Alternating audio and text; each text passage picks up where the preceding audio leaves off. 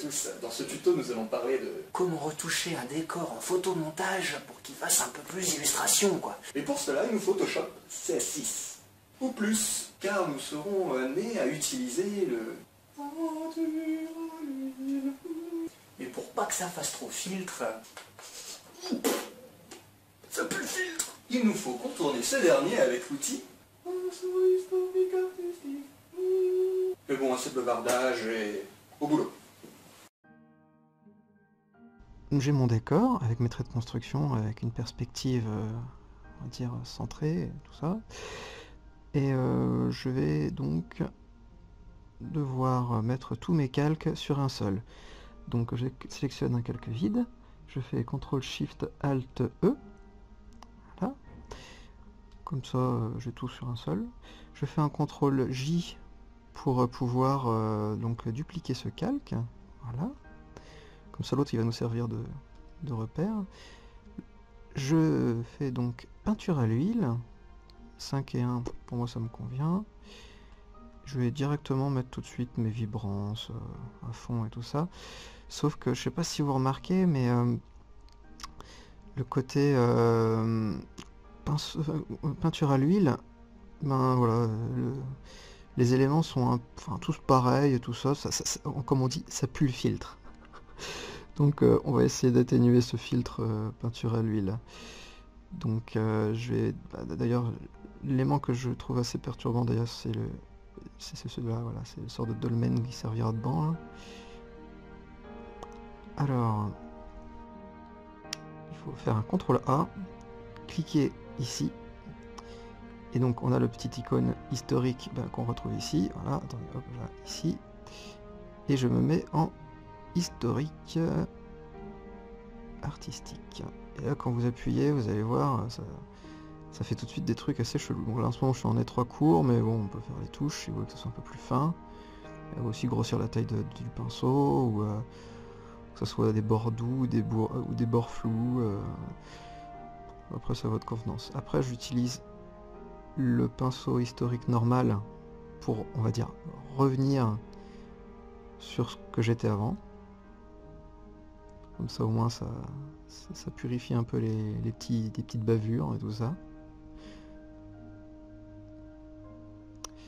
Donc je vais vous montrer un peu la différence. Donc par exemple, si je prends quelque chose de dur, voilà, ça fait tout de suite des grosses touches. Si je prends quelque chose de flou, ben voilà, donc pourquoi pas un peu flou, parce que bon, c'est des nuages, donc tant qu'à faire, on va essayer de rendre flou tout ça, et on essaye de ne pas avoir un effet photo sur les nuages.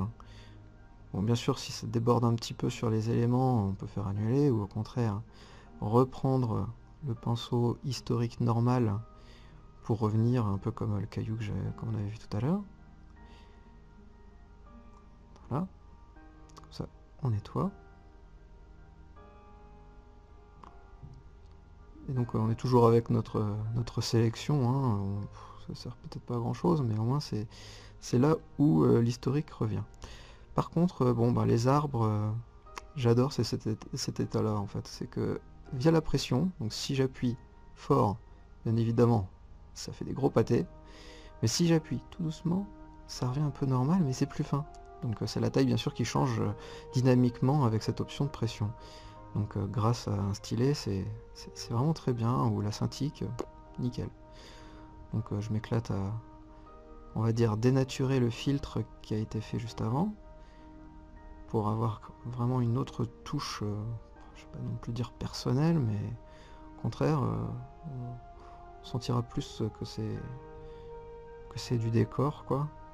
Parce que si c'est trop détaillé, ben ça va se mélanger avec s'il y a des personnages qui soient devant et tout ça, l'œil, dès que c'est un peu flou, ben s'en fout un peu, quoi. Il va tout de suite essayer de voir ce qui est net, pour dire ah ouais, il y a du détail, donc c'est net, c'est important. Donc là c'est qu'un décor, hein, donc faut pas non plus détruire ce que vous avez fait, mais c'est presque ça, quoi. C'est juste atténuer un peu, pas non plus mettre du flou tout de suite. Donc pour le sol à peu près pareil, donc je badigeonne à donf, on va dire, et ensuite je reviens avec mon historique normal, je mets un peu plus gros, je mets bien sûr avec l'opacité selon la pression. Comme ça, ça réapparaît en fin de compte, mais légèrement. Puis si jamais vous avez trop appuyé, c'est pas grave, vous reprenez l'outil artistique et vous repassez dessus pour rajouter des éléments si jamais il n'y en avait pas assez. Alors il y a aussi un truc qui est un peu chiant avec les filtres, voilà, c'est que j'avais bien fait pour moi mes petits cercles violets là. Donc voilà, je fais un masque de fusion et on va dire retire ou je masque donc les éléments pour faire réapparaître le calque que j'avais en dessous, qui est, on va dire, le calque normal. D'ailleurs, si je l'éteins, ça rend ça. Si je le rallume, ça fait ça. Donc il manque plus de mettre, on va dire, comment on va dire, une sorte de ambiance, quoi. Donc voilà, on va essayer de partir sur du bleu pour le ciel.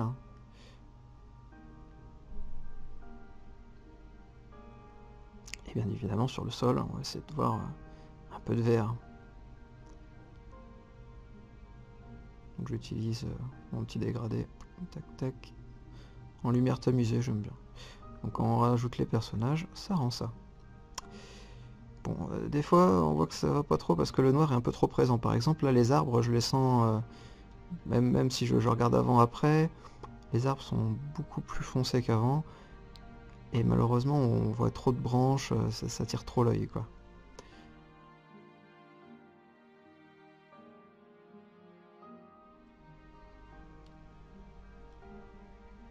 Alors pour ce problème de